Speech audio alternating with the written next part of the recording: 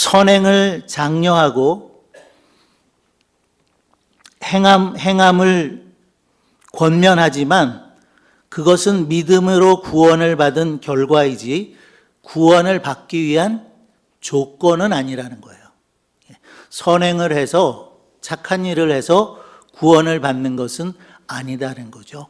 오직 믿음으로만 되어지는 것인데 우리가 믿음으로 구원을 받고 그리고 다음으로 구원받은 사람은 기쁨으로 감사함으로 선행을 하고 착한 일들을 한다라는 것을 말씀하고 있는 것입니다. 우리의 구원은 오직 믿음에 있다고 하는 것, 예수 그리스도를 구주로 믿는 그 믿음에 있는 것이지 결코 어떤 공적을 쌓아서 되는 것이 아니다라는 사실을 분명히 했다고 하는 것입니다.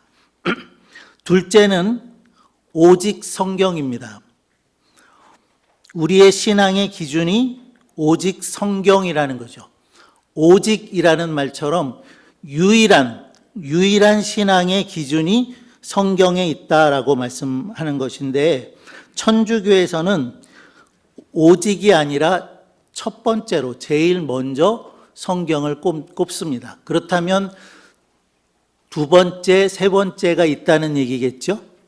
우리는 오직 성경만을 우리 신앙의 기준으로 삼는데 천주교는 그렇지 않다는 거죠. 수많은 교부들의 가르침과 같은 것들을 교훈으로 삼고 있고 교황의 경우에 있어서는 성경보다 더 높은 기준을, 권위를 교황에게 두고 있다라는 것을 볼 수가 있습니다. 교황의 결정에 대해서 오류가 없다라고 하는 교황무호설이라는 것을 주장합니다. 이 교황무호설은 교황에게는 아무런 오류가 없다라는 것은 아니고요. 교황에 의해서 결정된 어떤 것들, 그것들은 오류가 없다는 거죠. 그런 것을 주장하면서 오히려 성경보다 교황의 결정을 더 높은 권위에 두고 있다는 것을 그 시대 속에서 우리가 읽어볼 수 있습니다. 우리는 오직 성경이 신앙과 생활의 절대적인 기준이 된다는 것을 분명히 할 수 있기를 바랍니다. 디모데후서 3장 16절, 17절의 말씀을 보면 이렇게 말씀하고 있죠. 같이 읽어볼까요? 모든 성경은 하나님의 감동으로 된 것으로 교훈과 책망과 바르게 함과 의로 교육하기에 유익하니 이는 하나님의 사람으로 온전케 하며 모든 선을 행하기에 온전케 하려 함이라 라고 말씀하고 있습니다. 모든 성경은 성령의 감동으로 되어졌다. 그래서 교훈과 책망과 바르게 함과 의로 교육하기에 유익한데 이는 하나님의 사람으로 온전케 한다. 모든 선한 일을 행하기에 온전케 함이라고 해서 성경을 모든 믿음과 삶에 있어서 기준이 되는 것이 바로 성경이다라고 말씀을 하고 있는 것입니다. 자, 세 번째로 한 가지 더 말씀드리려고 하는 것은 종교개혁자들에 의해서 주장되었던 만인제사장설이라는 겁니다. 그냥 그 의미를 이해하실 수 있겠죠? 만인제사장설 혹은 만인사제설이라고 말하는데 우리 모두가 다 사제다, 우리 모두가 다 제사장이다, 그런 의미를 가지고 있습니다.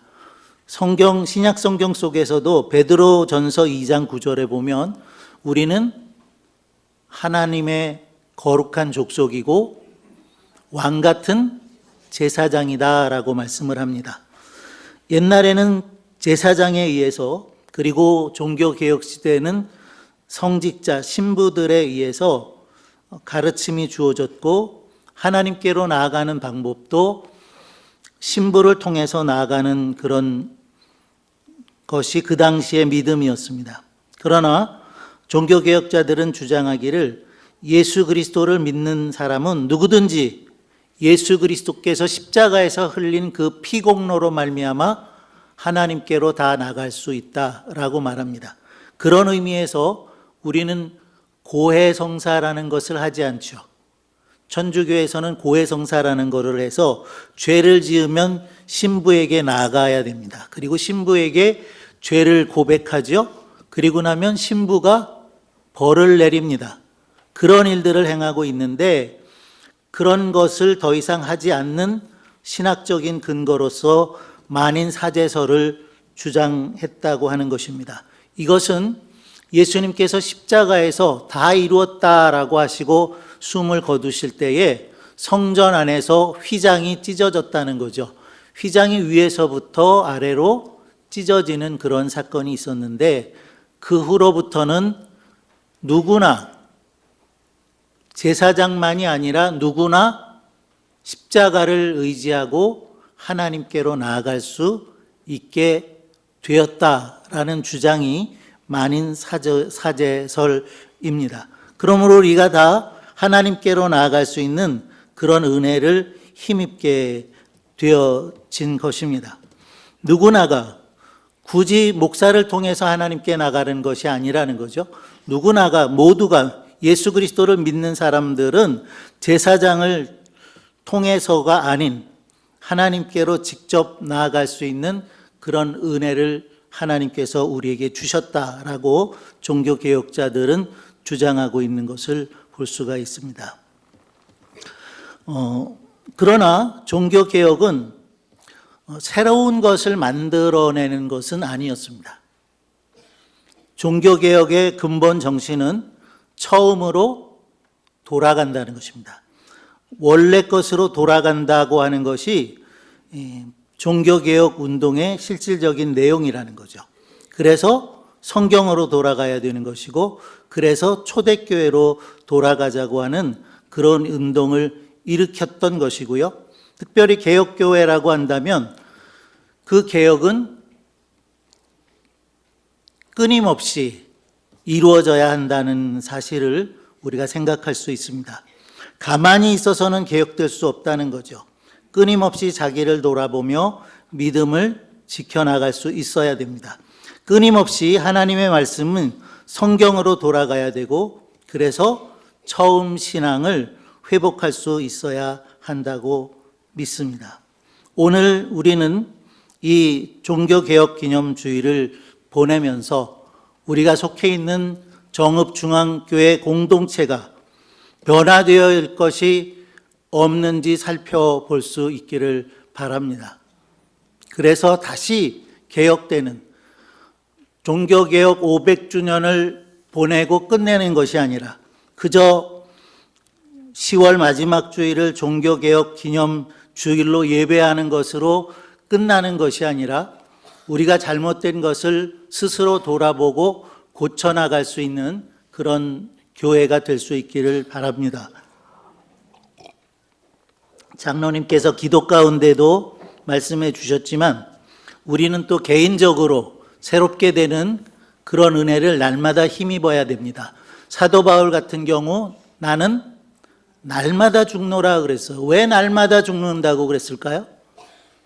그 이유는 날마다 새 사람으로 태어난다고 하는 의미가 담겨져 있다고 믿는데, 사도 바울이 날마다 그렇게 죽고 새로운 사람으로, 새 사람으로 태어난다고 할 때 우리는 얼마나 더 많이 죽어야 되는 것이 아닐까, 그런 생각을 가져봅니다. 어쨌든 우리가 종교개혁 기념주의를 하나님 앞에 예배하면서 자기 자신들을 한번 잘 돌아보실 수 있기를 바랍니다. 남이 아닌 나 자신을 돌아보면서 다시 새롭게 되는, 주님 앞에 새롭게 되는 그런 기도를 드릴 수 있게 되기를 바라고요. 우리가 정말 회개하지 않고 있는 것이 있다면 주님 앞에 회개할 수 있는 그런 은혜가 오늘 이 종교개혁 기념주일에 우리 모두에게 있기를 바랍니다. 윤동주 시인의 시 가운데 보면 참회록이라는 시가 있고요. 제가 더러더러 그 시기를 말씀해 드린 적이 있는데, 그 시기에 보면 이런 내용이 있어요. 밤이면 밤마다 나의 거울을 손바닥으로 발바닥으로 닦아보자. 20대의 청년입니다. 그런데 그 20대 청년이 뭐 그렇게 많은 죄를 참회할 것이 있었는지 그는 밤이면 밤마다 거울을 보면서 손바닥으로뿐만 아니라 발바닥까지도 동원해서 거울을 닦고 자기를 성찰한다라는 그런 시를 남겼는데요. 우리도 그렇게 우리 자신을 돌아볼 수 있게 되기를 바랍니다. 하나님 앞에서 성경을 거울 삼아서 하나님 앞에서 자기를 성찰해보고, 그래서 정말 주님이 원하시는 그 신앙의 삶이라고 하는 것이 어떤 것인지 우리가 다시 새롭게 발견하고 다짐하고, 그래서 고칠 것은 고치고 또 변화해야 될 것은 변화시키는 그런 일들이 우리 가운데 있기를 바라고, 확실한 변화를 추구해보는 기회가 오늘이라고 하는 이 한날을 통해서 우리에게 주어지기를 바랍니다. 기도하겠습니다.